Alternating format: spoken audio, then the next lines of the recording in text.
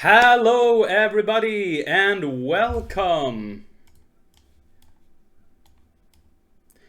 How are you guys today? We are live. I see 5 people in the chat already. That is great. I'm hoping that every one of you has had a nice day. And a follow already, Crow000. Thanks much for the follow. You will be in my heart. Remember that.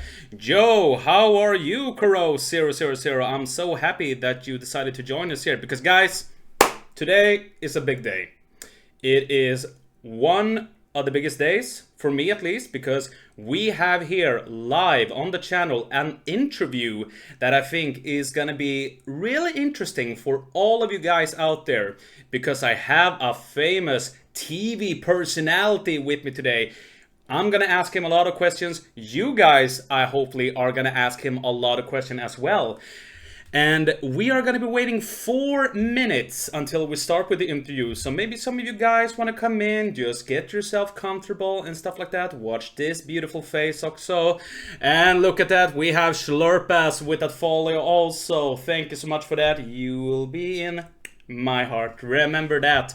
82 followers, guys. We are 18 followers away from reaching the goal of 100 followers. That is amazing. Who could have believed it? We went from like 2 followers just 1 month ago. We're almost up at 100 followers. Who can believe that? That is amazing. Okay, guys. 4 more minutes. Then it's time for interview.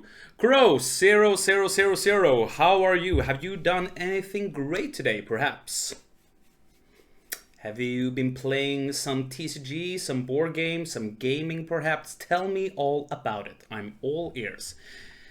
In the meantime, I will hype Slurpas, you're right. Let's get hype for this interview, because this interview is gonna be awesome and everyone knows it as well. Let's have some magic Disney music in the background while we are waiting, because this is on the go.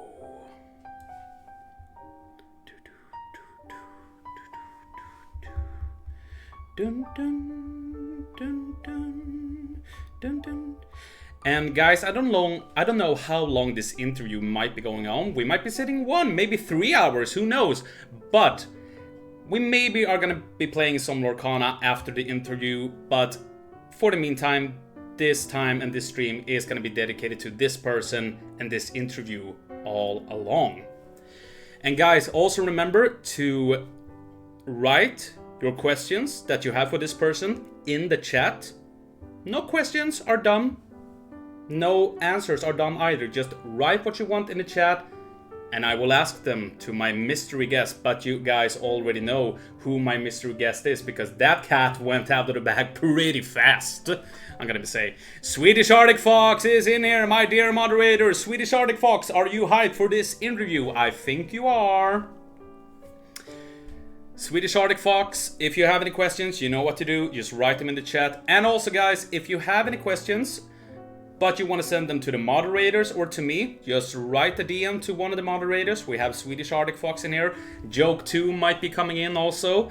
Or just write me a DM and I will ask the question to my mystery guest very soon. We are 2 minutes away from beginning this awesome interview. This is going to be fantastic, guys. 10 viewers already on the stream. Guys, there he is. There is Joke 2. He's already here. He's just lurking. We're 10 viewers in the stream already. Wow, guys, that is a lot. I'm so happy that you all guys want to be in here, blessing us with your presence this wonderful Thursday. And also, guys, if you haven't done it already, please click that follow button and help me reach the goal of 100 followers. We had 2 followers already. That is a lot in my opinion. But I think in no time we can reach 100 followers. Maybe we can reach it today.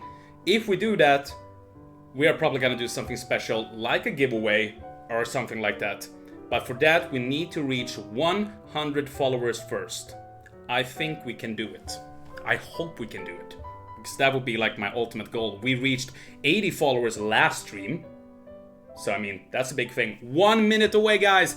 Then we are gonna start this interview. Are you excited? Let's give some hype in the chat.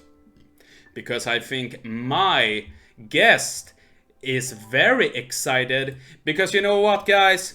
It's time. We have been waiting 5 minutes. Guys, let me be the first one to introduce and say like this. This is one of the biggest personality right now. He is a TV star right now on the hit show förrädarna. The Traders also. And ladies and gentlemen, let me introduce to you the one, the only, Johannes Wretljung Persson! Everybody, let's give a great set of applause for Johannes. Johannes, so happy that you can join me. How are you? Hello, hello, Virre. I'm really glad to be here with you and your chat. I'm having a wonderful day. And That this is the amazing. best ending of the day ever. The best Your ending stream of and the talk day about ever. games. Can everyone in the chat hear Johannes clearly? Can everyone hear me clearly? I want yes, we got a yes there. That is fantastic. Awesome, guys. Awesome. We did it. We did it. Johannes, Yeah, how are you? Stream? No. So, Johannes, how are you? I'm doing great. I'm just having a blast. I can be here, talk games with you, have fun, answer questions. What's not to like? That's amazing because we two usually see each other every week, and that is on Mondays. And you are this wonderful human being, I gotta say, because you are one of the most welcome human beings that I have ever met. To come in as, I think it was a year ago, you and I started to know each other a little bit, because it was the first time I walked into Goblinen, and you were there, and I bought my first set of Lorcana game. And you were so welcome to me. You and all the staff at Röda Goblin was like, you have to come here. Oh, there's so many players that want to play with you. Just come. And you felt like a family the first time you came. So I really want to say that to you from the bottom of my heart. You really are a lovely human being. And for everyone who wants to visit Johannes, come to Röda Goblinen and play Lorcana and other trading card games with us there, because we're like a happy big family. And I'm really glad to hear. Thank you. So let's have all the talk out of the way. Now let's get down to some heavy business questions. No, I'm gonna start by answering you a little bit of questions from me. We have a question here already from Swedish Artifacts, but I'm gonna start by asking you a little bit of question. We're gonna begin talking about a little bit of games on in general, and about you. Then we're gonna come into förrädarna a little bit also, because I think some people might want to hear a little bit about förrädarna, since you are a pretty famous TV personality nowadays. I see you all the time. You're on, magazines, and you are on interviews on television. So that's very exciting. And then we are gonna do some fun games together also. We're gonna do a little bit of that. And then we're gonna take some questions from the audience also. I have some questions here already. But guys, I want your questions in the chat. Just write them out in the chat. And you can also send your questions to the moderators, to me in a DM, and we will answer them. And without further ado, we're gonna jump into this interview. Are you ready, Johannes? Are you guys ready in the chat? Because here we go.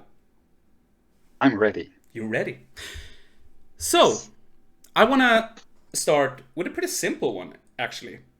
Tell us about yourself. Who is Johannes? Who is this legend of a man that sits here in front of us, in front of my beautiful audience, in front of me? Who are you? Who are Johannes? Yeah, I'm glad you say that I am a legend, but I just think I am a guy who loves games, board games, card games, role-play games, things like that, who run a local game store with the aim to create the best community for us who are gamers, and to co-create that with the players itself. So I'm just a nerd. But that's a beautiful thing, to be a nerd also, because there's no better title, in my opinion. I mean, if you look back maybe 20 years ago, the term nerd was very like, he's a nerd and stuff like that. Today, when someone says nerd, That's kind of like a beautiful thing almost, because Yeah, nerd today is pretty it is. cool. Yeah. Because we have seen a rise in the popularity of like TCGs, we have board games, for example. I mean, for God's sake, so like everyone who's playing Dungeons and Dragons right now, and that's pop Mhm. culture. And I think a lot of that Yeah. comes from a lot of TV shows coming up. We have Stranger Things, for example. We have a lot of Yeah. YouTubers talking about this. So, Hmm. how do you feel like being a nerd back then, contra to being a nerd now? How has the climate has changed? Can you tell us a little bit of that?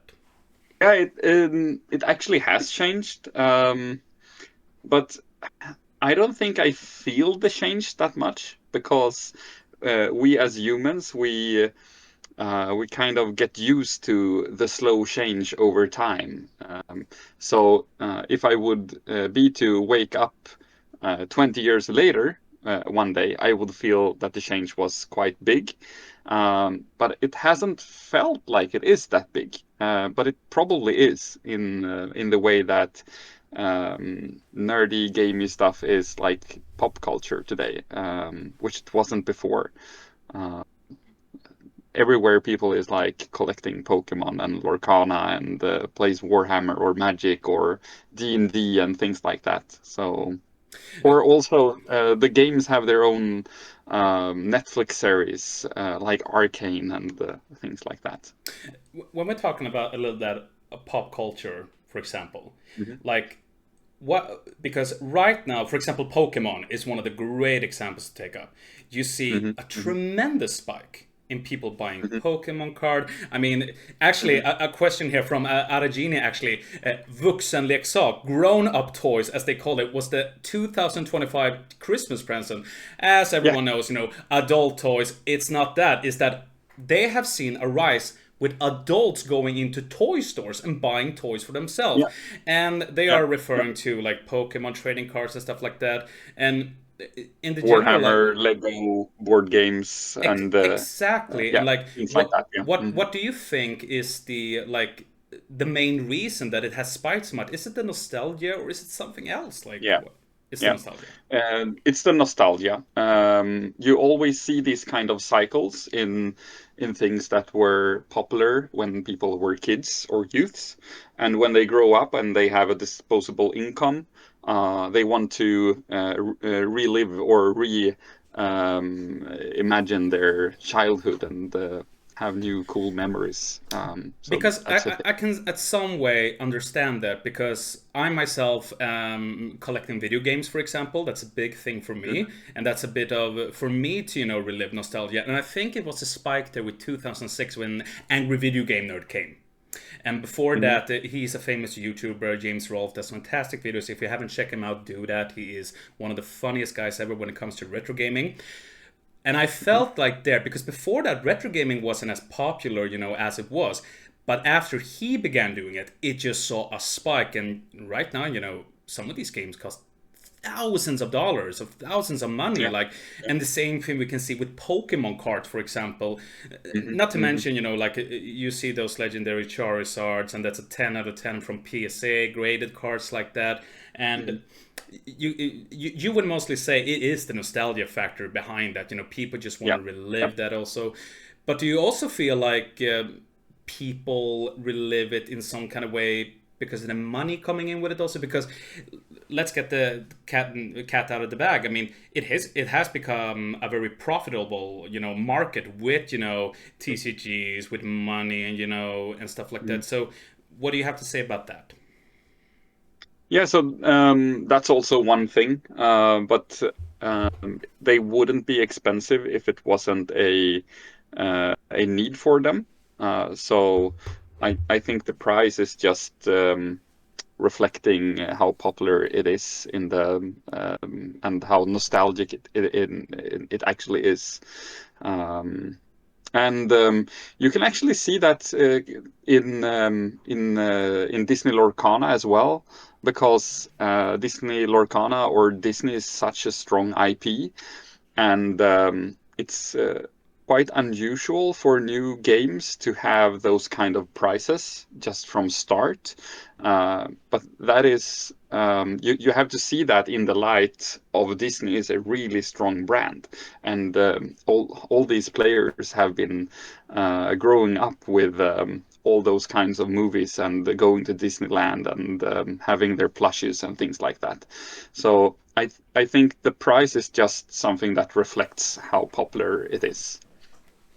We're gonna stay a little bit on the nostalgia part because I want to take us back to the future, back to the back a little bit because I want to talk about your childhood. So let's go back in time. As a child, there had to be some sort of seed there with gaming, all in general, because we gaming nerds as we are, we always had that little bit of nostalgia factor, that seed that are beginning like to born with the gaming. How was your childhood for the first one? Was it a lot of gaming? Maybe in the family, did you play like checkers, cards, or anything like that? Tell me about the childhood. How was it? Yeah, so I had a great childhood. I was raised in a small village outside of the city Västerås, where I run the store, the Red Goblin's game shop, and it's a village with I don't know 50 small villas, and it was a lot of childs in my age, and some of my friends and neighbors, we just simultaneously got into the nerdy things like the Swedish equivalent to Dungeons and Dragons, which is called Drakar och Demoner, really old roleplay game, and also into Magic and Warhammer, and of course we played regular board games in the family, but I was the one with the highest interest. But I can remember that we have been playing board games during Christmas with the family and the family's family and things like that. And in school, we just started playing Magic the Gathering a lot, so that's where I come from. And I have been playing like PlayStation and Nintendo as well, and the computer games like Settlers and yeah, a lot of different games. Yeah. So I hear there already like there was a spike of gaming. You had a lot of gaming in your childhood, like myself, for instance. I was one of those late. I was born '95, so I was one of those kids coming into the early 2000s where gaming in general.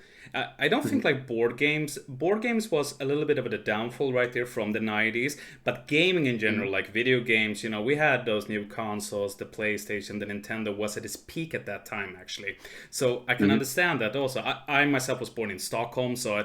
That was everything that you talked about nowadays. Like, how did it work back then? Like, in your childhood, for example, how did you talk about video games? But what did you use? Because internet wasn't around. So the thing that I used myself was magazines, and that's what how talked about games, or you got one of those games for Christmas, for example. You saw maybe a trailer. How was it for you? Like how did you discover games? What's your main source? Like, this was where I went, to discover games. Yeah.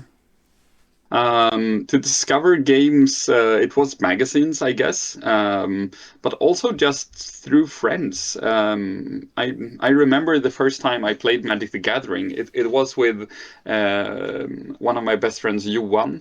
He came to. He actually lived in another city, but every second weekend he lived with his mother, and he just brought his Magic deck for the first time, and were 12 years old, sitting down during Christmas holiday, playing Magic Gathering, and just through word of mouth, I think, and through different people. So. Yeah, or maybe through television, like all those kind of channels. Yeah. So it was like all of the friends coming together. Like, were you a big span of friends, like a big group coming together playing these Magic the Gathering stuff on board Yeah. games like So there's actually a nice story here. I actually did this talk in the Museum of Uppsala a month ago, where I talked about how to actually try to create Sweden's best community for us gamers. And I remember the first time I actually organized my first Magic the Gathering tournament at the local club after school time, and my best friend Daniel, which I now run my board game store with, he came there for the first time on his moped, and we started to play Magic. I was like 15 years old, hosted my first Magic the Gathering tournament, and some of the customers who actually is in the store right now playing, they actually came there from the city to play with us. So that's kind of cool. What an amazing story. Well, so that goes Hmm. back like well back in time, like with that. And Yeah, it's yeah, so yeah, funny to see yeah. them still coming back to you guys right now with your store and Hmm. everything. Yeah. So the first time, like I'm a big TCG player, and with Hmm. everything like that, we can come into board games also, but I want to mainly focus on Hmm. TCG. When was the Yeah, yeah, of first course. time you came in contact with TCG or like the board games in general? Like, how did it look back then? Like, how was it a lot of gaming stores right now? As it does, I mean, gaming stores like now, there are tons of them. Like back in the day, Yeah, you yeah. had to ride like a bus for 3 hours to even get to Hmm. one that was more famous. Yeah. But how did it look back then? Yeah, so there was one store in the city of Västerås, which mostly sold like console games, but they also sold TCGs and other things like that. But I was so young, so I don't really remember going there as much, and because also I lived on the countryside. So when I was 10 or 11 or 12, I didn't go to the city on my own. I maybe went there like in the weekend with my parents. But there was some small local game stores, but they didn't survive that long.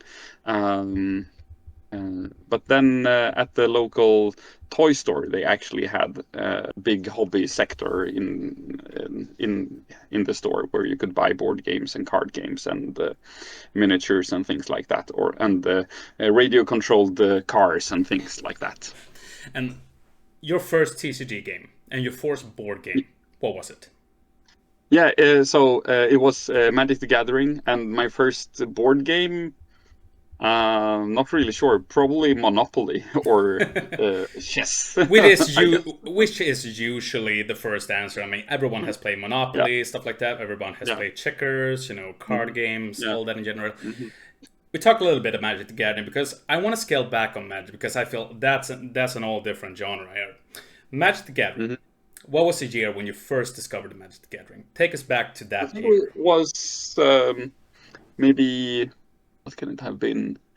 98 or 99, I think, something like that. Yeah. And how was Magic? How old was Magic back then? Because I really don't have any. Um, I'm not a yeah. Magic the Gathering nerd, so you have to tell me here. So How it long had Magic been out? Like, how was Magic back then, contra to how Magic yeah. is now?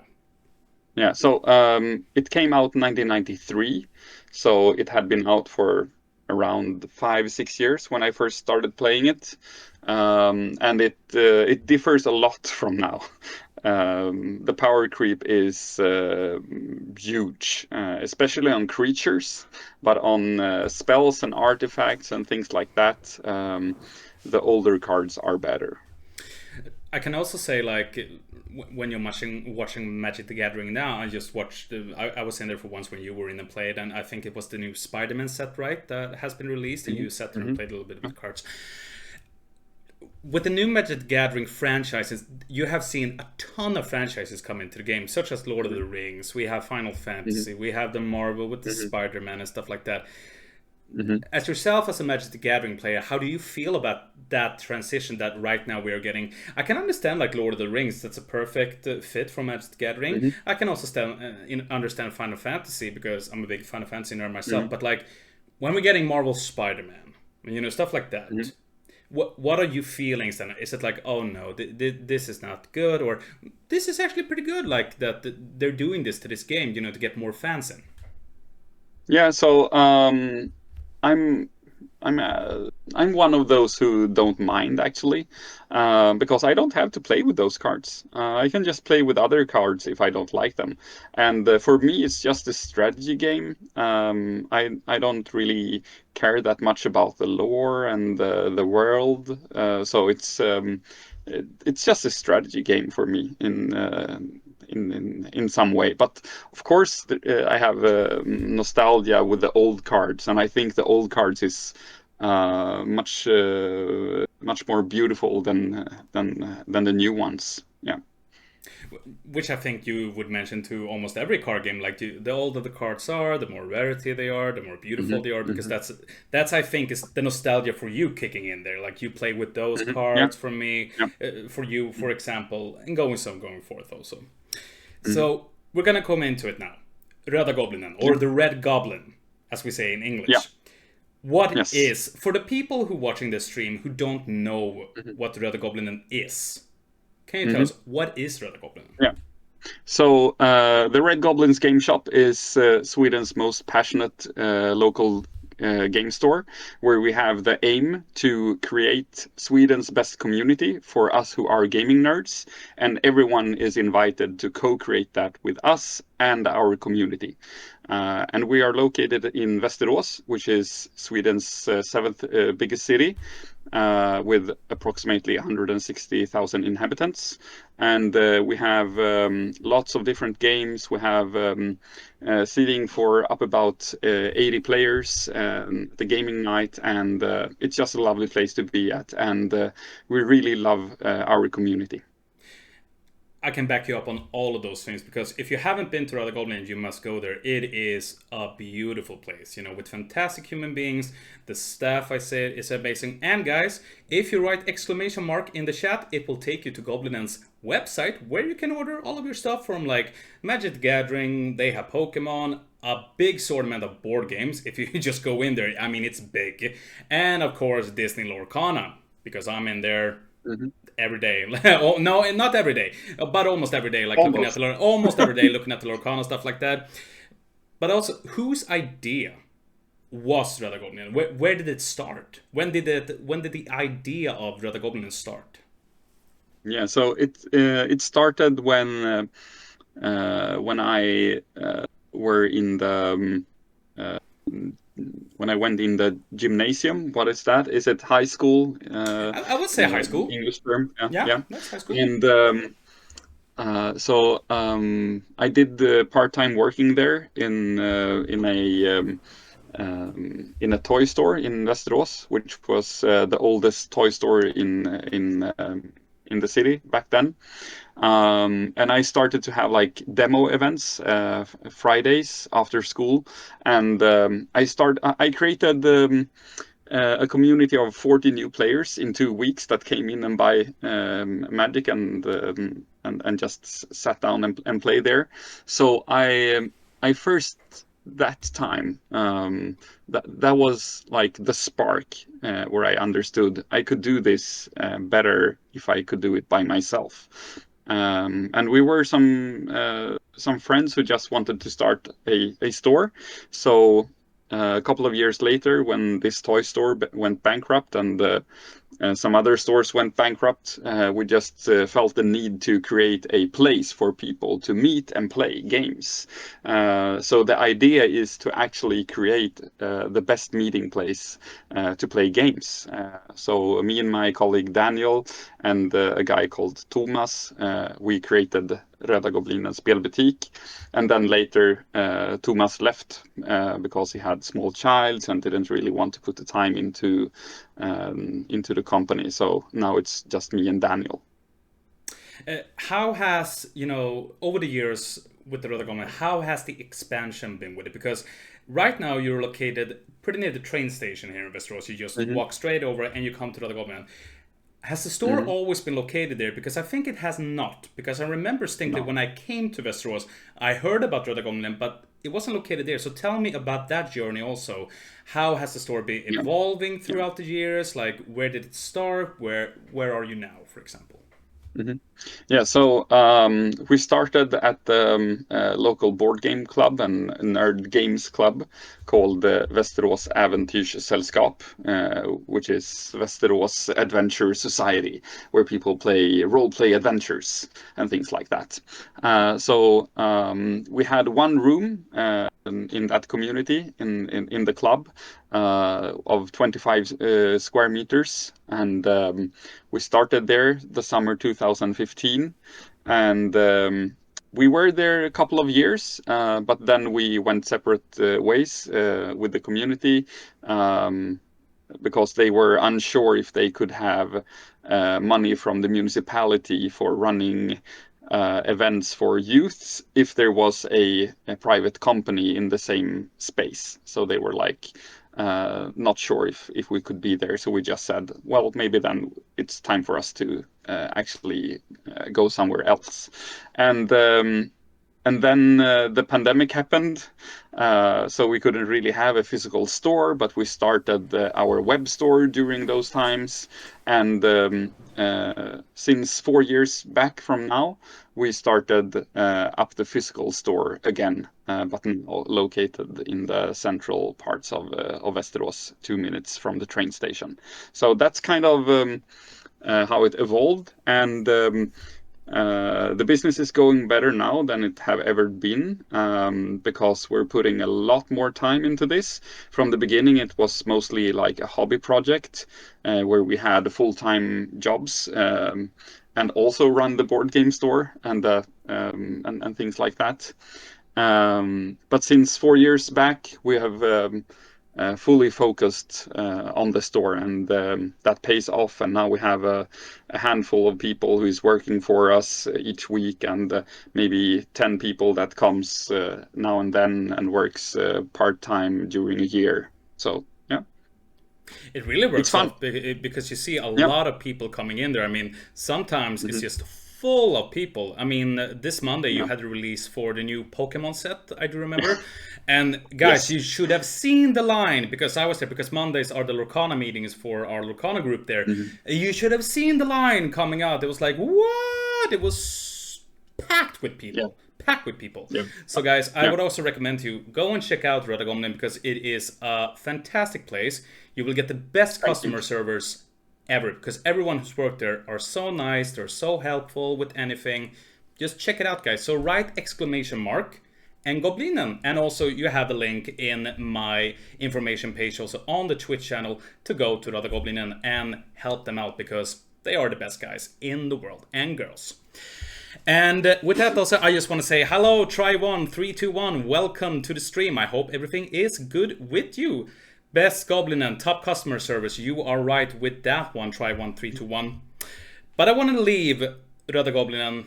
I want to put it aside, and we're going to come back to it for a while because right now it's time. We have to talk about it. You're a pretty famous TV personality nowadays because of one show, and that is förrädarna, or The Traders, as it's called in the US. It was a show that started in the Netherlands, as all of these other, shows that you have told me about, that they all started there. I was looking up yesterday, I was like, this show is from the Netherlands. Like, well, that show is also from the Netherlands. And I was like, okay. And you told me about it, so I was like, oh, that's why. Yeah. But The Yeah. Traders, it goes every Tuesday on TV4 Play, so if you don't have TV4 Play, or on TV4 in general, so watch it on Tuesday and watch as this guy, Johannes, kicks the butt out of everyone because you are gonna win. And no, guys, we will not answer that question, will he win förrädarna? I got a lot of people writing that to me. Why would we answer that? Of course he will win. Look at him. He's Johannes. He's the game master. Of course he will win. We don't even have to answer that because we all know he's gonna win it. But I want to go to why did you search to it, and like how did it begin? Why did you search? When did the thought up come about? Like, yeah, I'm gonna be in this TV show that in Sweden at least is a pretty famous one. I gotta say myself. I've never watched Yeah. Förrädarna before until this one because you were in it. Of course, I had to watch it, but I was like, how did you search to it? When did that come up? Because it came up as a surprise for me. I was like, I was reading the news one day. I was like, Well, that's Johannes. He's gonna be in it now. Tell us. Yeah, so I applied for förrädarna because I love those kind of social deduction games, as they are called. I actually am one of the persons who took some kind of initiative. I actually didn't take the initiative, but I was part of creating Mafia Sverige, which translates into Mafia Sweden, which is a organization of players who just love to play the game Mafia at different gaming conventions. So we're a couple of hundred people meeting at gaming conventions each year in Sweden to play Mafia 24/7 sometimes. So I have played my fair share of Mafia and Among Us and Secret Hitler and those kind of games. I estimate I have played maybe 1,000 games of them. So it was a no-brainer for me to apply to förrädarna, since I also run a store. And yeah, why not? And I agree with that also. And I don't know if any of the viewers have played Mafia. I have played Mafia before, and it's really fun. But it is, you know, a very psychologically game. Like you have to stand your ground. You have to have like a, you have to be tough in it because it can be very exhausting to play it because you're gonna get people yelling at you. You know, you're gonna be using every dirty tricks in a book. And of course, during the pandemic time, I think everyone played Among Us because Among Us was like nowadays I don't feel people play Among Us back then, but I love the Among Us game and I love to be one of those traders because I was just loving going out there shouting like, nope, they are it, I'm not the one. Like it takes skills to play these kind of games because you have to be a Yeah. master manipulator and also know like it's when it comes down to it, it's a game of chess. Look at the whole board. Which pieces am I gonna move today? And of course, there are some twists and turns that gonna become around, but you have to use all your gaming skills. And with that, I agree. You're the perfect one. You're a game master. You own a game store, and but I also want to hear how was it behind the scenes. So how could a day look like? Because as I understand, it was it how many weeks was it that you were there for the production? How was it to meet the other players? And of course, the legend himself, Gago, who is the leader of the show. How was it to meet him, the legend? I'm intimidated by him just because I remember watched him in the movie Snabba Cash, and I think that's one of the greatest performances ever by a human being is by him in that movie because he is so believable as this almost badass guy, and now he's here. And he's still pretty badass. But how was it? Tell us. So behind the scenes, so we can go through them in the order you said. So a day in förrädarna, the traders, it's like you wake up at 7 o'clock or something, whenever you want to be woken up by the staff.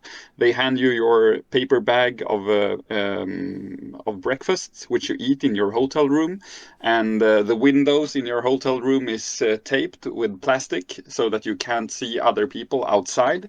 Because if you would see one of the players going with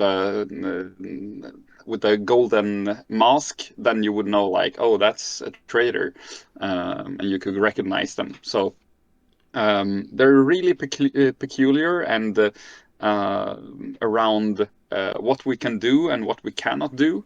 So after you eat your breakfast, they come and collect you, and they tell you to be totally silent, and they put on a blindfold on you, and then some headphones with just noise or radio, and then they walk you outside, and then you need to stand outside or in the castle before they send you up to the real breakfast, and so on. So they do a lot of those kind of things so that they don't spoil who is whom in the game. And also, whenever the cameras is off, you're not allowed to talk about the game, or sometimes not allowed to talk at all, because they cannot monitor what we as players are talking about. If 20 people is chit-chatting, they won't know if we're talking about the weather or the game. So sometimes they just hush us very hard and put on headphones on us so that we can't talk or hear each other during lunch or dinner, which is not taped. So they have a lot of those kind of things, and all the people in the staff is wearing facial masks, which is black, so that we don't see their facial expressions, so that they don't give away things about whom is whom in the game. They take the game very seriously, as you explain right Yeah, there. yeah, I yeah. mean, Yes, yes, this yes. is serious stuff. This is not like a kiddie stuff or like, we're not just there for fun. But this is serious, intense gaming right here we're doing. Yeah. So, and like this fast, you're actually put into this bubble. They take your phone and all those kind of things. So you're actually you're not having contact with the real world anymore, and you just go straight into this bubble where everything is about the game. It's hard to think about things outside the game. So it's really a psychological game, but it's also very psychological in the production of itself. And yeah, so I cannot tell you how many days I was there, but for a player who is active until the last day, it is 8 nights and 9 days. So the players who goes out the first day, they just have 1 night, and then they're sent home. But those who actually win or come to the end game, they have 8 nights and 9 days. So the first one, they go straight home. They don't stay at the castle or anything, or are there until the final. They go straight home. Oh, They go straight home. Yeah. Yeah. So that's kind of the setting of it, and about the program leader, Gago. I'm not sure if you know this, but he was actually one of Sweden's most searched criminals back in the 90s. He was a bank robber, and the police were searching for him a lot. So that's kind of, if you say that he is really believable as a criminal in that movie, that's maybe because he actually was the most searched criminal in Sweden for a very long time. He was, and he did that role with, I think he should have won an award for that. We have like the Oscars for that, and I don't think he was nominated for it, and I thought that was a shame, because I thought he was one of the best things about that movie, because he was so believable.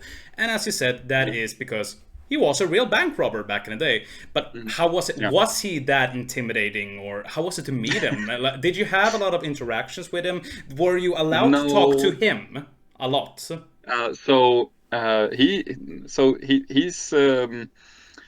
He's an actor when he's there. He has his lines and things like that.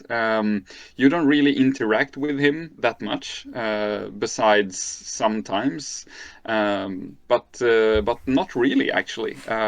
He's just a program leader, and you talk so much more with the other players and the other part of the production, which help you with walking to different places and get into cars, or have you walked to your hotel room and collect you, and they hush you, and you talk much more with those people. And so how many people are behind the scenes? Like, we're talking cameraman, we're talking producers and stuff like that. Is it a big team we're talking about, or is it very small? Yeah, it's like 100 people. 100 people. Yeah. And I would say, since I have been also in the movie business myself, and have been on some productions, that is a big production in my opinion. When you are 100 people, that is a big production. No? Yeah, and especially from a big company also. They are super professional, like very, very professional, and their communication is spot on between each other and to us players. If we players just listened to the people talking to us and acted like they wanted to, things would have went much smoother. But since they put us into this bubble, sometimes we didn't listen and didn't do what they wanted to, and that just went idle for a lot of time, and yeah. So also this season of Förrädarna is the first time they have mixed people with celebrities, because otherwise, förrädarna, the traders in Sweden, has been celebrity based. We have a lot of celebrities in, and there are celebrities in there, but this time it's also like ordinary people who's in there who just have searched to the program just to have a chance to win the game and play the game. But I want to come into it. I want your answers on the top 3 players from you were there, and you don't have to say like, but you can give me a reason to why, because I watched all the shows, of course I have, because who wouldn't watch every show like of Förrädarna, since it's probably the best program right now. But I want the top 3 picks. Who, in your opinion, did play the game best out of these 3 people who played the game the best and were the best there? And we don't have to talk about like this person wasn't any good or anything like that. You can mention that as well as you want. The word is open and free to you. But give me the top 3 best. So you want me? Yeah. So the top 3 best players. In your opinion. Yeah, in my opinion. Yeah. I would say actually. Is it okay to spoil things that has been on the 3 episodes? I guess. Have we anyone in the chat who hasn't watched the episodes? Because we can do it like this. Then you just need to shut down the stream. Exactly. So when I do this, we have spoiler freeze again. But until then, let's go. Yeah. So okay. So let's do not spoilers right now. But I would say that Matilda Allan, she plays really, really good. It doesn't look like that on the show, but she actually plays the role as she is kind of stupid, and she tricks a lot of us that she is actually stupid. But they wouldn't put any stupid people on this show. But still, we kind of thought like, is she this dumb? So that was kind of badass. But I think some of us actually understood after a time, like, no, she's actually not stupid. So I would say Matilda Allan, really strong player. I would also have to name, I think, Mona. Mona Amar Persson. She's a police, and she's a really, really smart person. And I would have her as one of my top 3 players. And also Ahmed Berhan, which is a Swedish comedian. And I think maybe Ahmed might be the most clever of all the players, and he's really smart. So I think Matilda, Mona, and Ahmed. Those are my top 3. And I could also say me, myself, and I. Exactly, but honestly, we're not picking you because you are the best player there. Because anyone with a brain knows that you're the best player. People have even said in the program that you are the strongest player there out of them all, and that you are the smartest one, and I would tend to agree with that. Mona, for me, was pretty surprising, but I have not seen it all, so I don't know the whole story yet and what's going to happen like that. I agree with Ahmed. I think he is a tremendous good player in that type of situation. That he does it the way I would have done it. Keep quiet, laid back, and just sit like a normal posture. Don't think that you are... Don't think. Just act. Just sit there and be relaxed and be like, I don't know.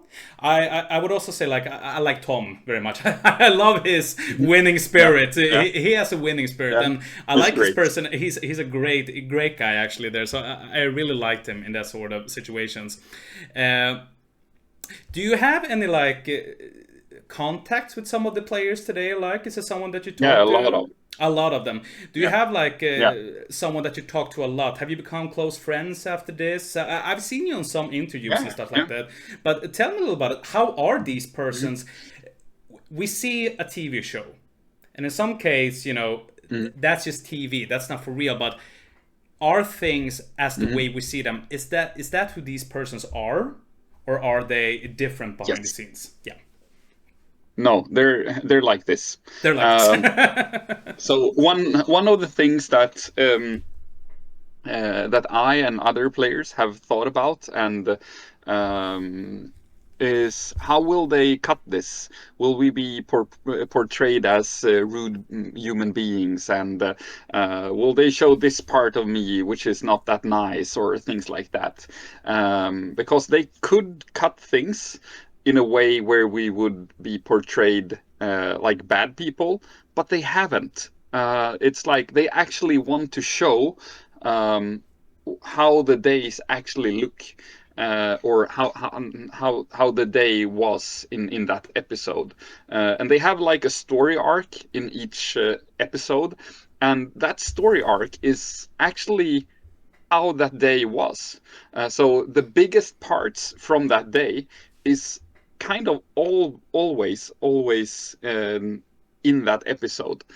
So all the players are portrayed in a nice way, I think, and all the 19 other players are very beautiful human beings, which are like really smart and humorous and kind and lovely and things like that. So the cast did a great job of finding all these 19 nice players for me to play with.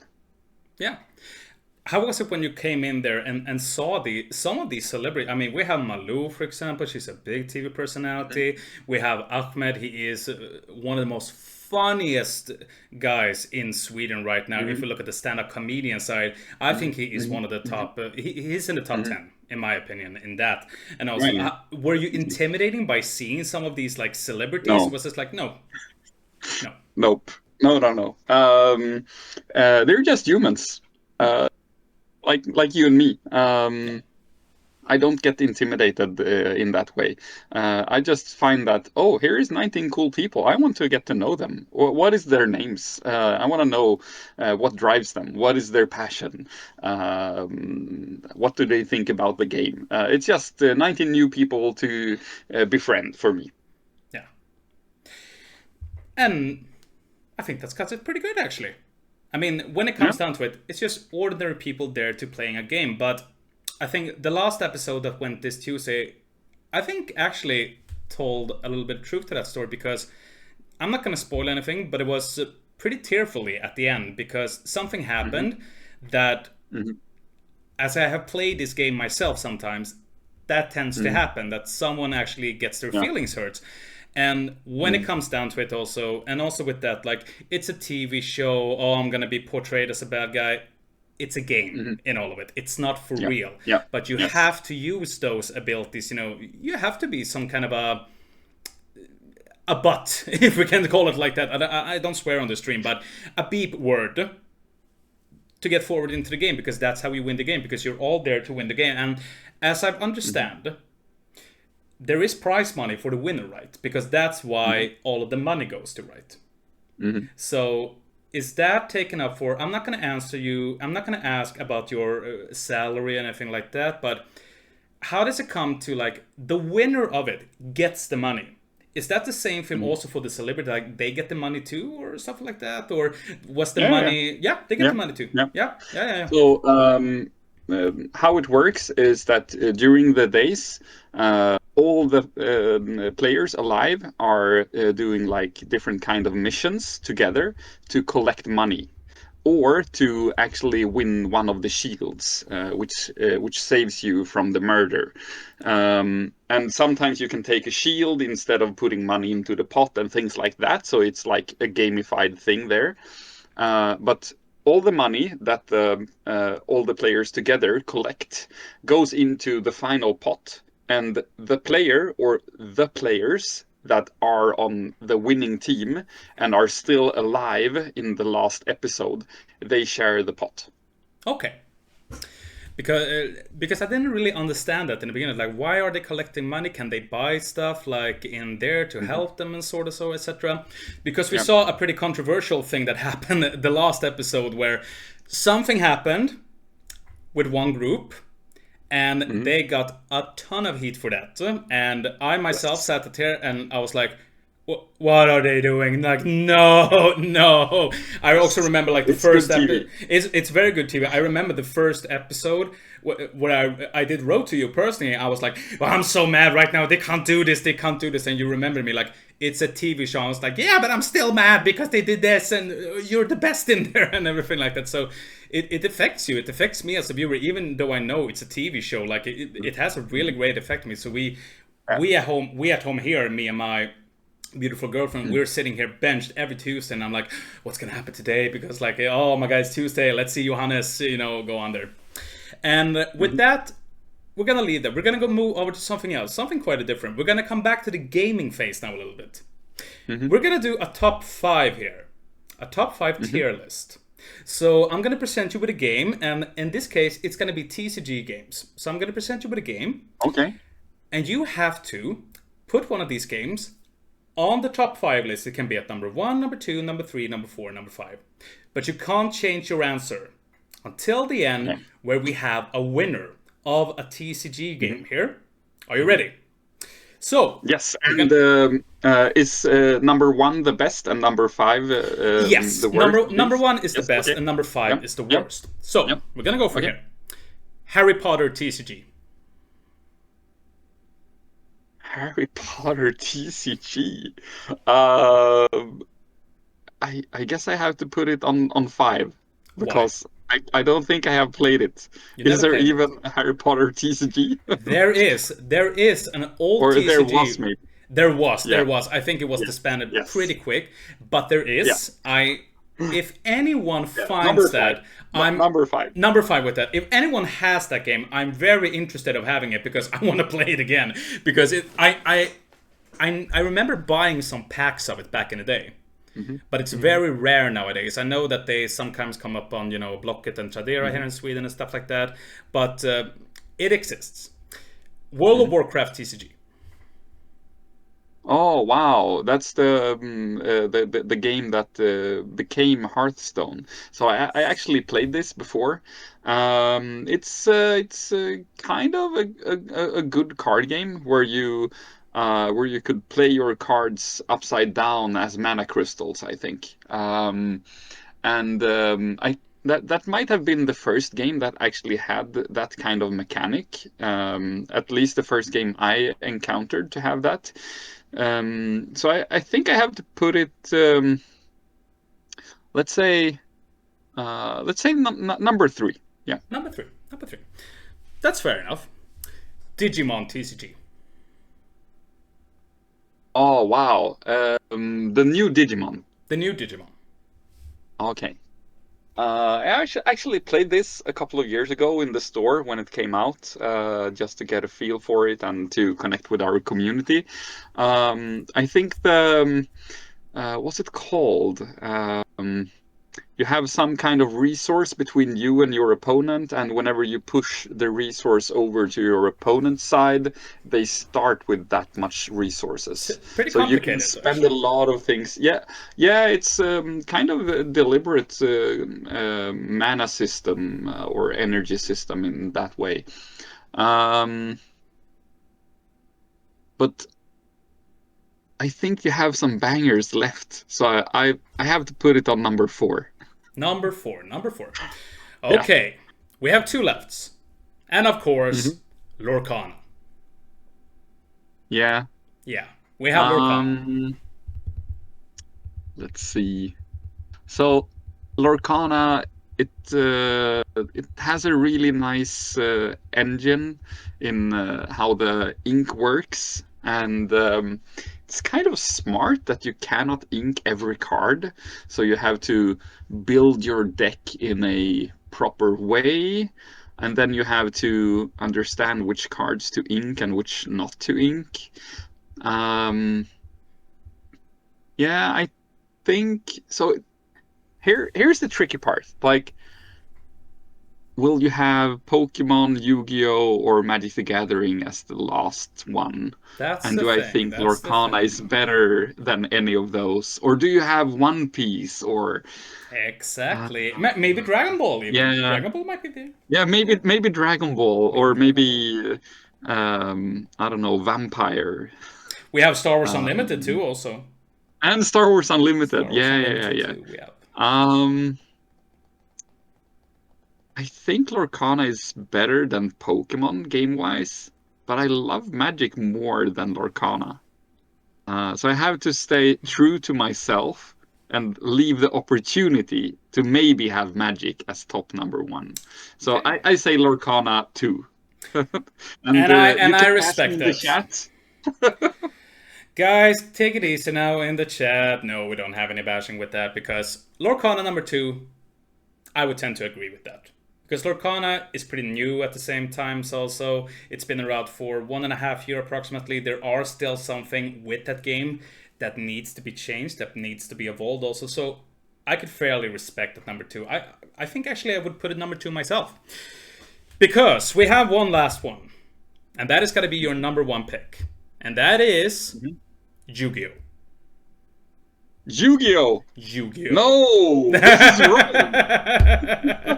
That Lorcana is definitely better than Yu-Gi-Oh! Thank you for that. Thank you for that. I tricked you a little bit. Sorry there. No, but we have number 1, Yu-Gi-Oh! As your top TCG games. I myself... Time out. I myself is an old Yu-Gi-Oh! Player, and I mean way back, like vanilla Yu-Gi-Oh! When it came out in the beginning. I love that game. I still love it to this day. But what they have done to Yu-Gi-Oh! Breaks my heart.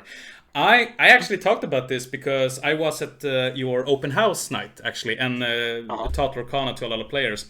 And I talked a little bit about Yu-Gi-Oh! with someone there, and I also talked Yu-Gi-Oh! With some other players. It would be great to have a tournament with old school Yu-Gi-Oh! Cards again. None of that synchronizing, none of that XYZ or what they are doing. Just classic fusion, normal effect monsters and trap and spell cards, because that would be amazing. Because when you look at the engine then, Yu-Gi-Oh! Is very good. But now like it's more like, oh, you won the dice roll. Congratulations, you won. And unfortunately, that can be said at the same thing with Lorcana when you're playing it competitive. If you look at the percentages, I think it's 70 or maybe 80%. The person that goes first wins. It's that high? It's very high. It's very high in Lorcana because really? Because of the dice roll. Like if you're playing an aggro style type of deck in Lorcana, if you're going first, you're in for a treat. But at the same time, you know, chances are there also and everything, so we're not going to say anything about that.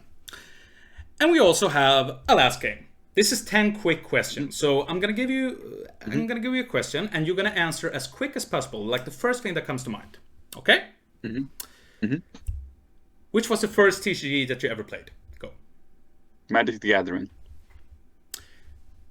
Building your own deck or playing with starter decks? Building my own deck.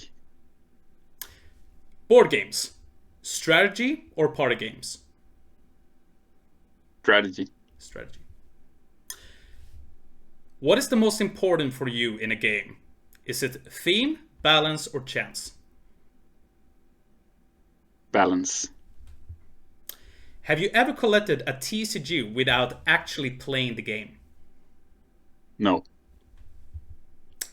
Do you think that digital form of TCG, like Hearthstone for example, count as much as playing it in physical form?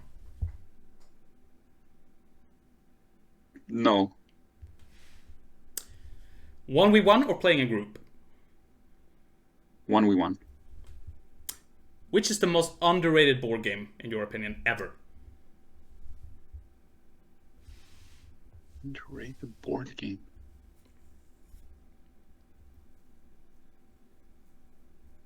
That's a tough one. Maybe Codenames, but it's not underrated. But it could be underrated for you. Some, yeah. So Codenames. That's your Codenames. That's good for me. This one I think is pretty easy. Have you ever participated in a TCG or board games tournament? Yes. And the last one.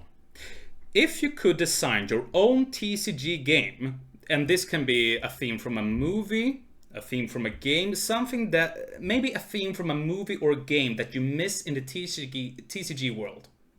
which one would it be? Oh wow. I don't know. Maybe Ronja Rövardotter. Oh, that's pretty. Astrid Lindgren in general, as a Yeah, card game. yeah. That would be awesome. Uh-huh. Yeah. That can. And that's it. That's the 10 quick questions. I think you did very Yeah. good. Nice. Nice. Okay, so Thank you. Thank you. with that, we actually have been talking for 1 hour and 50 minutes right now. This has been a very long interview, but we have some questions for the audience. So, guys, if you're watching the stream, Yay. come with the questions. I have 2 here already. So I'm going to give them to you, and then I have some questions written down here that I have got from me, from other people also, but we can begin here. Swedish Arctic Fox asks you, what person was the worst player to play against, and was it intimidating to play against a lot of already famous people, if you have played against any one of those? So in Förrädarna, I guess. Is the No, I think also TCG also. And I think it's TCG maybe in general, or... No, I actually think förrädarna. So let's go with the förrädarna standard here, yeah. Who was the worst player to play against?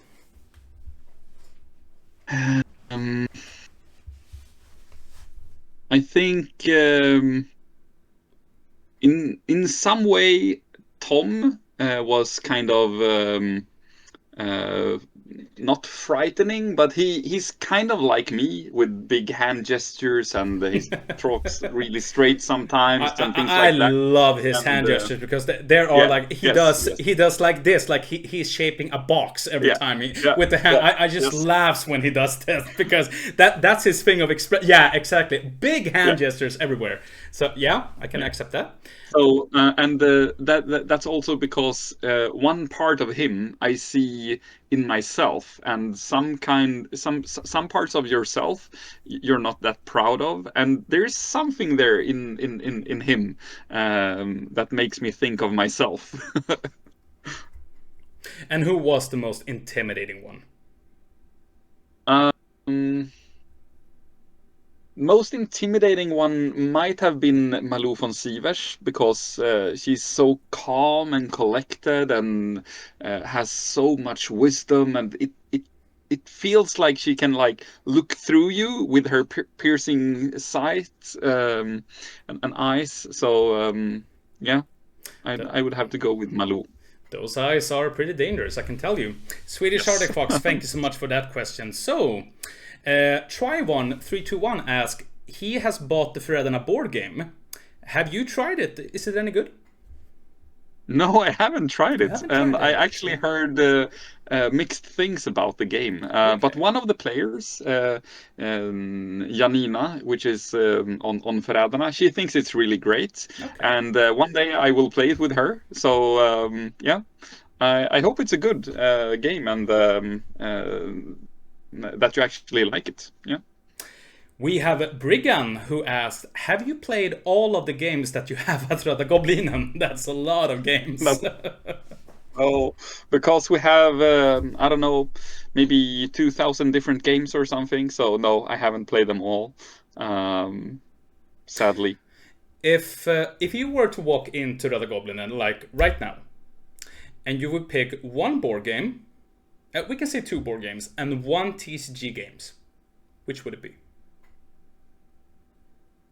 I would pick Seven Wonders, the board game, because it's a great game, because you can play it on 3 to 7 players. It's a very nice mechanic where you draft cards, and it's not that complex, but it's still very thoughtful, what kind of actions you have to take, and anyone can pick up the game and learn the rules in, I don't know, 10 minutes if someone explains them. Yeah, so Seven Wonders as a board game, and for TCG I would pick up Magic the Gathering every day. Yeah, I think that's a fair choice there. So, another question here: have you noticed any slight of changes from customers' game interest over the years, like when it comes to games, retro gaming, and TCGs? how has the like perception of games been differing through the years through players and buyers in your store? Yeah, so the biggest change is that people who buy Pokemon is not gamers, they're just collectors. And when I ask them if they have played the game, sometimes they don't know it is a game. So, and with all the traffic that Pokemon brings, that's maybe the biggest thing, where we actually are a game store, but people who buy Pokemon is not Pokemon gamers. But they still enjoy Pokemon and can participate in the community and trade cards and be happy about their cards and their booster packs and openings. So that's maybe the biggest change, I would say. Yeah. Okay, we have a question about förrädarna. How much was real and how much was directed, like a scene almost? Because how much was real and how much was directed in some front? Everything that you see that we say to each other, there's nothing directed in that. But things where we like walk out of the castle together in the courtyard and things like that, that is directed in the way that they say, now you're going out on the courtyard and stand there and stand in different groups, or now you're going to jump into the boat, things like that. But there's nothing directed in the way where they tell us to say something specific, except for when people is eliminated around the round table. They are asked to stand up, walk in front of everyone. Gago tells the person to say their last words and goodbye and greetings, and then to say if they are a traitor or not. So like, kind of nothing is actually directed. It's just reality TV. Was it a lot of retakes? Like, for example, I can imagine like you're gonna direct a scene, you're walking out of the castle, for example. Mm-hmm. Yeah. That thing, those usual thing doesn't take one take. That is pretty much some things can take a lot of retake. What was there a lot of retakes and stuff like that? And you weren't No. not allowed to say anything to each other either when you did those. No, well, they had the microphones on, and if we were supposed to say something about the game when we walked out of the castle or gathered somewhere, it wouldn't have been a big deal. But I think we never did any retakes of those kind of scenes, because it's quite simple, and they had, I don't know, 5 or 6 cameramans and multiple views and angles. So it was mostly like when the program leader Gago said something wrong in his lines, they took those again, because those need to be spot on. Yeah, but it wasn't that often. Another question here: how was it to live in this intense psychological environment that you was in? Because I can think that it is intense to living there for as long as 8 days, 10 days of filming and everything. Has it changed you afterwards, like coming out now into the real world again? Did you see some changes, like with your psychic or anything like that? Tell us. Yeah, it's the most extreme emotional roller coaster I ever been to. I have played hundreds of live action roleplay games, so-called LARPs, and those can be designed to be around specific themes, with anxiety or like the Holocaust or things like that, really horrible things. But this was really extreme in the way that they take your senses away from you. They blindfold you. They have headphones on you. They tell you to be quiet and not talk to each other. But we're social animals. So it was a very special thing to take part of. It was the funnest thing I ever done, but it has also been one of the most extreme things mentally to be part of. Because like I have been crying, I have been gelling and been happy in the same like hour.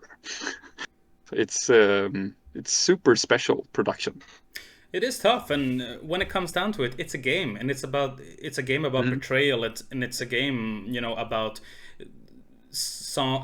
I can draw some similarities until Lord of the Flies. Like what happens when you Hmm. put Hmm. 20 certain different animals, like humans, Hmm. species, in the same place with no Hmm. rules, like no grown-ups there, and what Hmm. happens? Well, it tends Yeah. to be a lot of emotions coming out, and that's natural. We're just human beings, and as I said, with this latest episode, you really got that feeling like these are real people and these are people's real emotions. Yeah. And of course, you always Hmm. excuse yourself with, I like you, but this is a game. I have to play the game. And like, Hmm. I understand that. But remember, this is still for real. These are real human beings and these are real emotions that you're Hmm. playing with. And it can hurt people Hmm. after this. So Yeah. also, if you like gonna be playing Mafia, for example, it can be a very tense experience. I wouldn't recommend Mafia Hmm. to people who can't handle that sort of heat, because you're gonna be feeling everybody looking at you, being against you, Hmm. and it can be pretty Hmm. traumatizing sometimes. Because some people playing that game Yeah. goes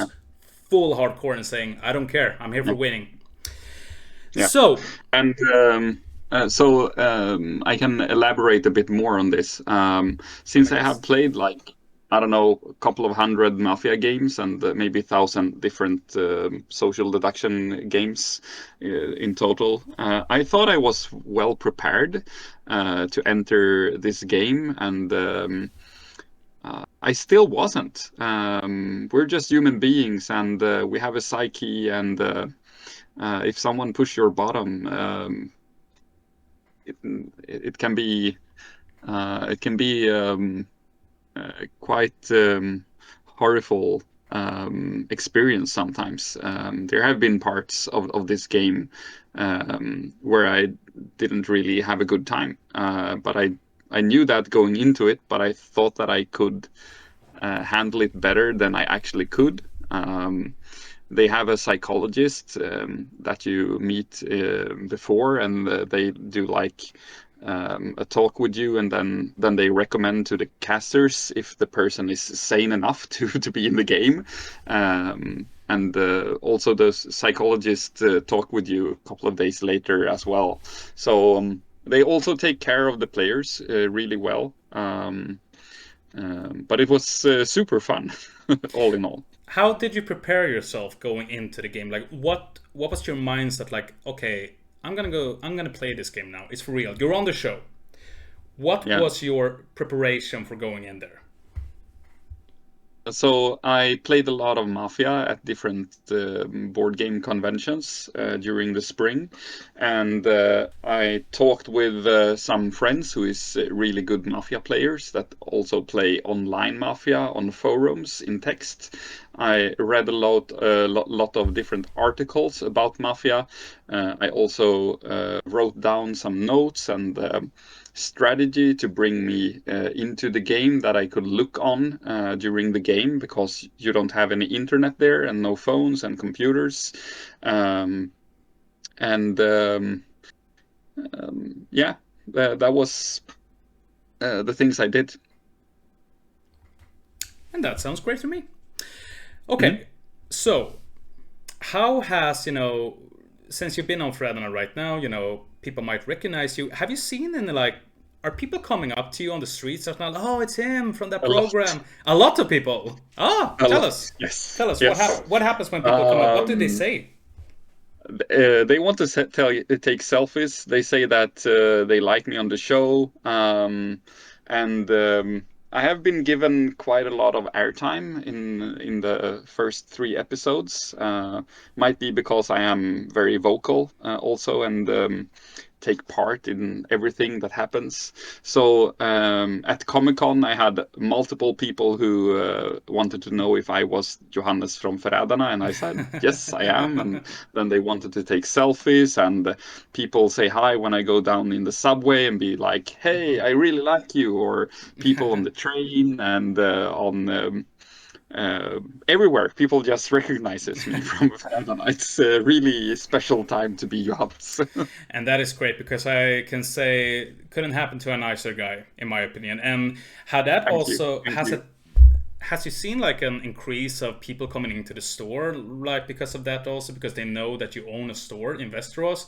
Have you seen like an increase of like customers, for example, coming into the store because of the TV?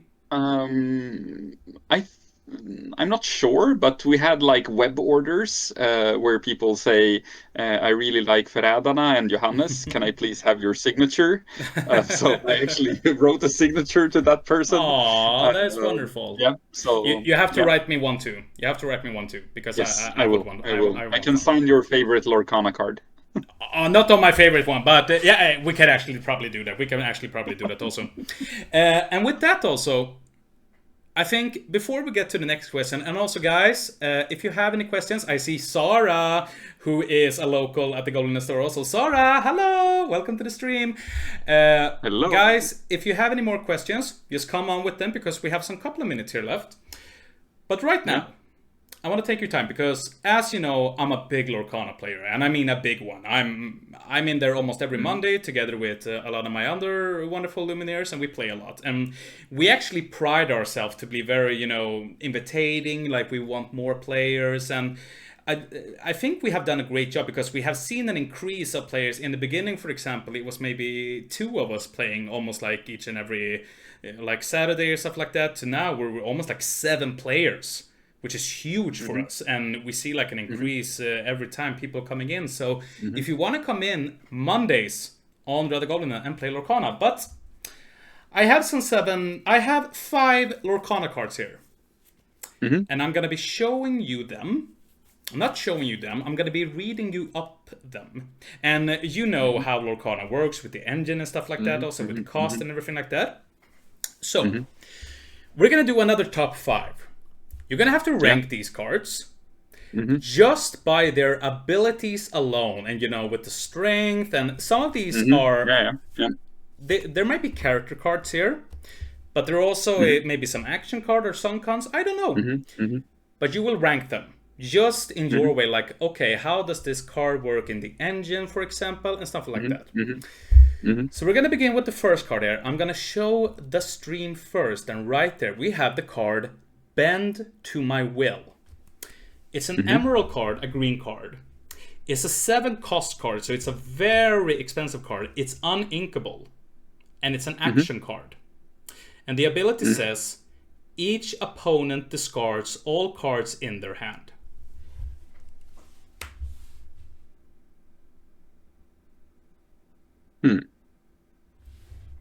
So I was trying to look at... let's see. I can't hear you anymore. You can't hear me anymore? Yeah, I can. I was trying to look at the stream in my phone. If you have the card on the stream. I'm putting up Oh, right there now. have. There we have it. There we have it. So I put it up right now. Okay. Yeah. So no, my phone is too small. But say it again. How much ink was it?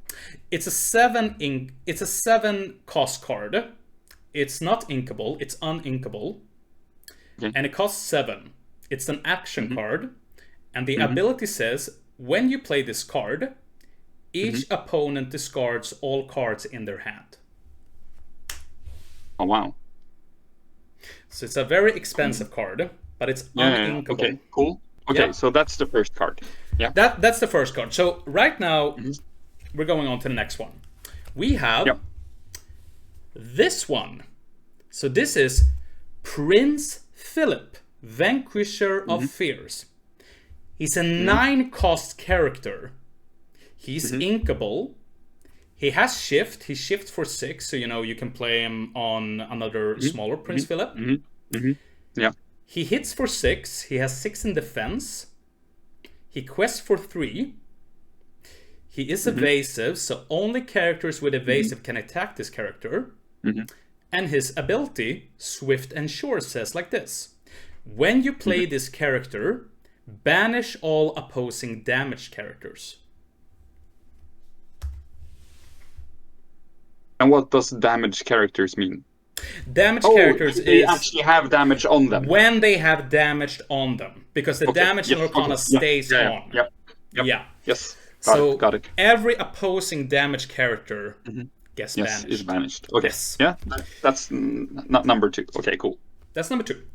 So we have the next card, which is my favorite card of all time in this Lorcana. It's this one, Daisy Duck, Donald's Date. So this card is a 1 cost. She costs 1 and is uninkable. She hits for 1, has 4 in defense, and she quests for 2. And she has an ability that reads like this. Whenever this character quests, each opponent reveals the top card of their deck. If it is a character card, they may put it into their hand. Otherwise, they put it onto the bottom of their deck. Okay. Yeah. We have the 4th card, which is this one. This is Doc, Bald Knight. A 2-cost uninkable character that hits for 1 and has 3 in defense. He quests for 1 and he has an ability. When you play this character, you may discard your hand to draw 2 cards. Okay. And we have the 5th and final card, which is probably our most recent card, because this card was released in Whispers of the Well, which you can order right now. If you just type ! Goblinen, it will take you to Röda Goblinens Spelbutik, and you can order your Whispers in the product there. It's our boy, Hades, the new legendary Hades, looking for a deal. A 5-cost inkable character. He hits for free. He has 4 in defense and he quests for 1.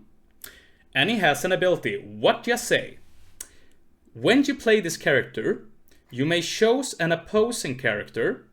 And if you do, draw 2 cards, unless that character's player puts that card on the bottom of their deck.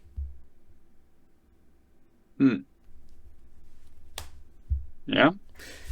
And that's it. That's our 5 cards. So now we're going to be starting ranking these then. We have... Yeah. So the 5th card, what kind of stats did it have? The 5th and final, the Hades one. Yeah. It had 3 in attack and a 4 in defense, and it quests for 1. Okay. And when it enters, when you play when you play this character, you may choose an opposing character from the opponent, and you draw 2 cards unless that player puts that chosen character on the bottom of their deck. And also, it's inkable? It's inkable. It costs 5 and it's inkable. Okay. And the 4th card was a card for 2, which is not inkable? That's Doc, the Bald Knight. A 2-cost uninkable. And when you play him, when you play this character, you may discard your hand to draw 2 cards.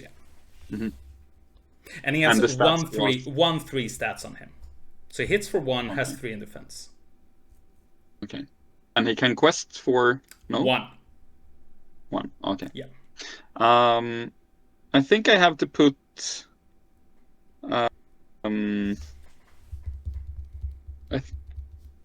so giving your opponent a choice is kind of bad. So I don't think I can put Hades on top on spot number 1. Okay. But the card for 1, it's the Daisy. Daisy. Is Daisy inkable? No, she's not inkable. No. Okay. And the stats is 1, 4. 4 and quests for 2? No. 2. Yeah. Okay. So I think I put Daisy at the as the best card. As the best card. And then and tell me why. Why she best? I think Daisy can run away with the game really fast. So giving your opponent an extra card now and then into their hand, it doesn't seem like as big of a cost if you can win the game really fast. And also, her defense is 4, so kind of hard to get rid of. And if she only costs 1, you can start the game really fast with her. Yeah, I just think Daisy can be really, really good. And then I think I have Duck as my number 2. Duck as your number 2. And yeah, I also want to hear an explanation why. Yeah, so discarding your hand and drawing 2 cards can be really good in a aggressive deck. So if you play this as your kind of last card or second to last card in your hand, when you already have, I don't know, 4 ink in play or even more, it can actually be like, if you just top deck it and you have no cards in hand, it straight up draws you 2 cards and puts something onto the board. And you don't have to discard your hand, do you? No, you may discard your hand. Yeah. Okay. So yeah. So definitely that is number 2, I think. Yeah. And then the card number 2. How much did it cost? Did it cost 7 or 9? 9. It's the Prince Philip one. 9. Yeah. And the stats was 6/6, and then it quested for how much? 3. And it also had some kind of effect, did it? Yeah, for the first it was shift, so it shifts out for 6 on a smaller Prince Philip. Yeah. It has evasive, so only characters with evasive can attack it. Okay. And the effect was, when you play this character, banish all opposing damaged characters. So every character that's out on the board on the opponent's side of the field with damage gets banished. Okay, yeah. So I think I have Daisy as number 1, then I have Duck as number 2, and then I would have to put Hades as number 3, and then the Prince as number 4, and the first thing as number 5. But I don't know, maybe you can play those kind of big things for free, and then the first card can be really, really good. Why in this particular order? What makes Bend to My Will to be the last card here? Well, 7 is a steep cost, and it's the most expensive card if you don't count in the Prince, which you can shift in for 6.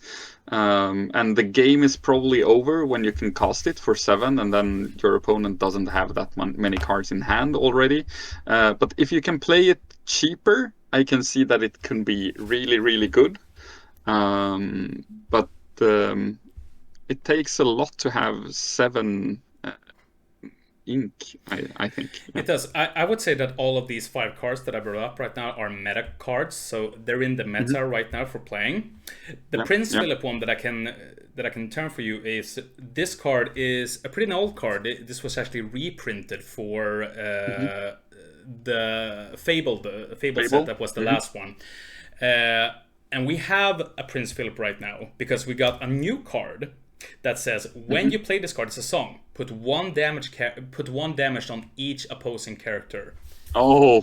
And you're using him. So until that card came, he was worthless. But right now, he is a very big, strong dude. The Bend to My Will also is in the same deck as the Prince, mainly because you have ramp with other cards that get you more mana into your Inkwell, for example. So that's where you can play, but you should only maybe play like 1 or 2 of them, actually, because what you can do also is a disgusting combination, is that you can sing a song that is named You're Welcome. That means you're sending 1 character back, and that character, that player that has to shuffle the character back in the deck draws 2 cards. You do that on the opponent's character, you play Bend to My Will, they have discarded their whole hand, and they have nothing more. But that's also a card. Good. It sounds good. So there we have it. With that, we have ranked the top 5 Lorcana cards here, with Daisy Duck, Donald's Date as the number 1, which is also my favorite card of all time. We have Doc as number 2. We have Hades as number 3. We have the Prince Philip 9 cost as number 4, and Bend to My Will as number 5. And I would actually Tell us in the chat, was I wrong or right? Was Johannes wrong or right in that one? I actually think Johannes was totally right on that. When you see it all, I think he was totally right, because that is. I actually agree with all these, all these 5. Let's see here. Is Daisy the best card, really? Yeah, I would say Daisy is the best card out of these, because for the first, she is a simple 1. She quests for 2. The thing is with her effect is that they may pull a character card, but in the beginning, that's really not that impressive. But you can also hit a song or an action, which means we can take that out of the way of the equation also. The dock at number 2, I would say. Dock is number 2 for me. And Dock is number 3 for me. Yeah, Dock is number 3 for me, and I will probably put Hades at number 2 instead, because the Hades one is a powerful deal. Like, it's a draw engine, because otherwise, you want to get rid of that big character? Nope. But I can draw cards out instead and try to take it out in that case. I would also put the Prince as number 4 and Bentham Will at number 5, because Bentham Will, it is a very high cost card.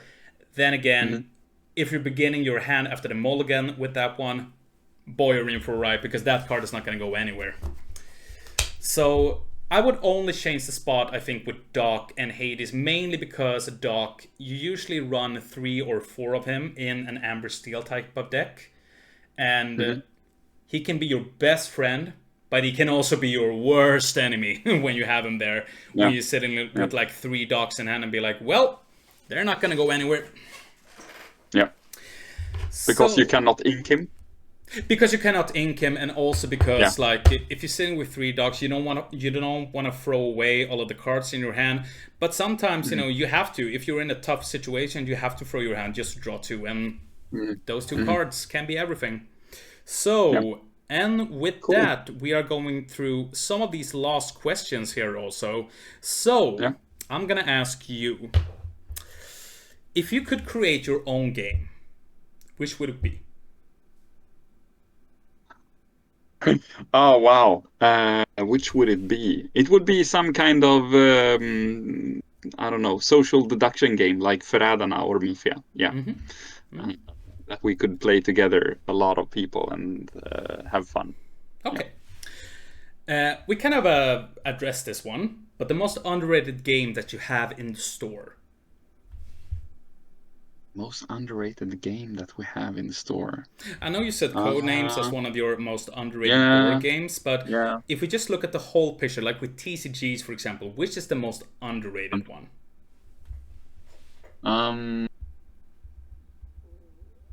Oh, it might be the game For Sale, which is a board game in but with cards. So you buy property and then you sell it on a auction kind of thing. I think I've played it a couple of 100 times, and it's really fast paced. It takes like 15 minutes to play.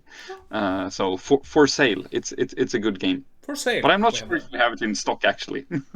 And guys, if you want to know that, you just type !goblinen. It will take you to röda goblinens game store on their website. You can check out if they have For Sale in stock and buy it.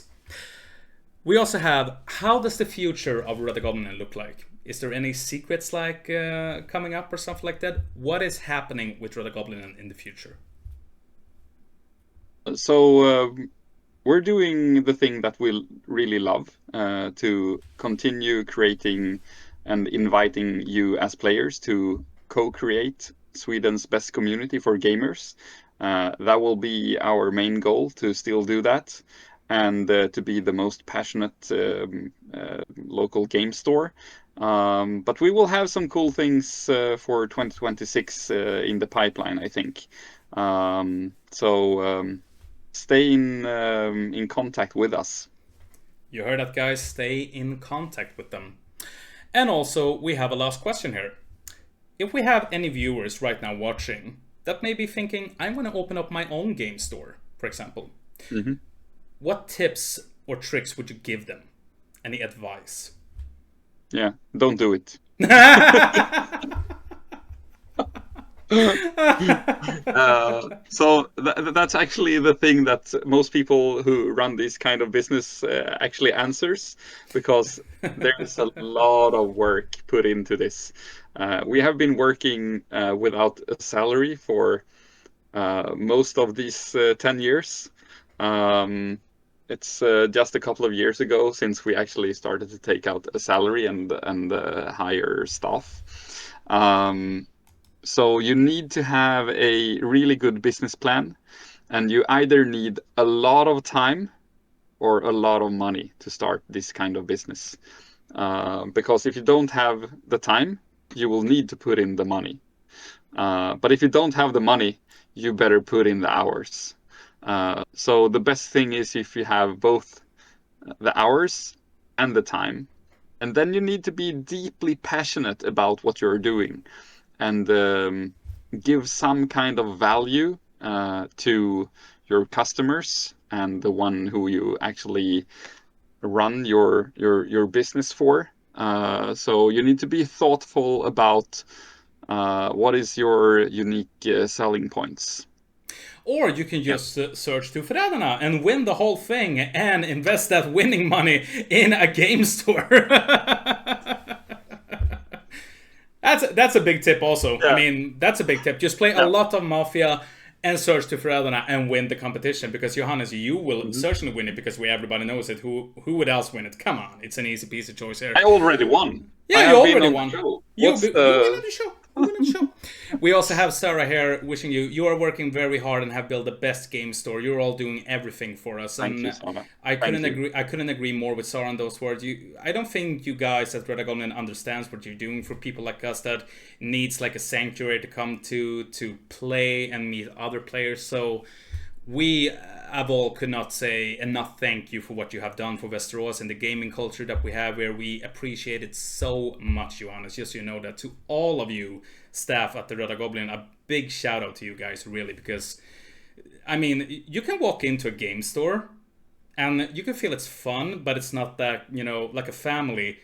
As soon as you walk into the store, you feel like you belong to a family. You talk to everyone, you're having fun, everyone is so open-minded and everything like that. So I couldn't agree with it more. Guys, with that said, I feel it's time that we close up things here, because we've always been sitting for 2 hours right now talking to each other. Yeah, Johannes, it's been a great pleasure of mine. One last thing? You're all welcome. The floor is yours, Johannes. Yeah. So I want to say a big thank you to you, Vire, and all the kind words from you and from the community in the chat. But remember, we're doing this together. So it's not us from the Red Goblins Game Shop that actually creates this kind of community. It's you, the community, which actually creates the community and facilitates it and makes it thrive. So a big thanks to all of you local players who come to us and try to make this community the best in Sweden. We are so thankful for all of the things that you put into this community. I would also like to ask you another thing. In the future, when I have another guest here, I want you to send them a question. So I would like I would love it to be gaming related, since we are going to interview a lot of people, related to gaming and stuff like that. If you could ask that person anything related to gaming, what would that be?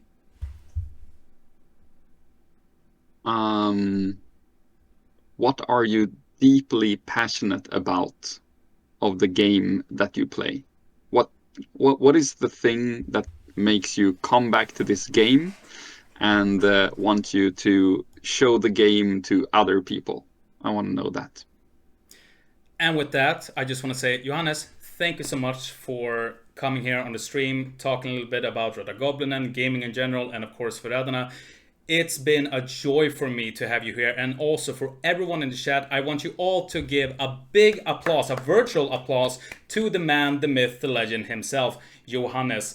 Johannes, you and I will of course meet the next Monday when we have game night, of course, and we are probably going to be chatting förrädarna and all of those stuff also.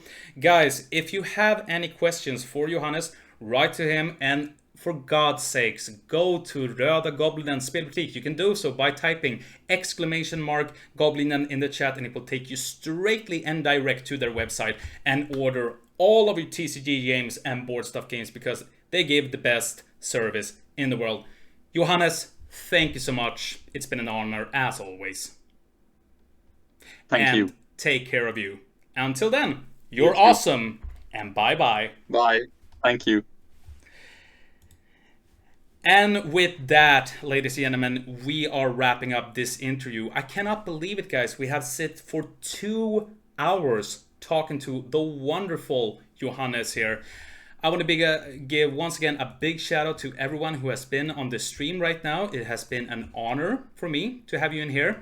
Unfortunately, I don't really think that we're going to have any time for playing Lorcana right now, because I'm feeling pretty tired after all this interview. I hope you can understand that.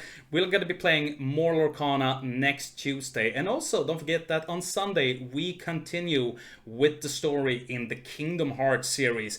Be sure to check that out also.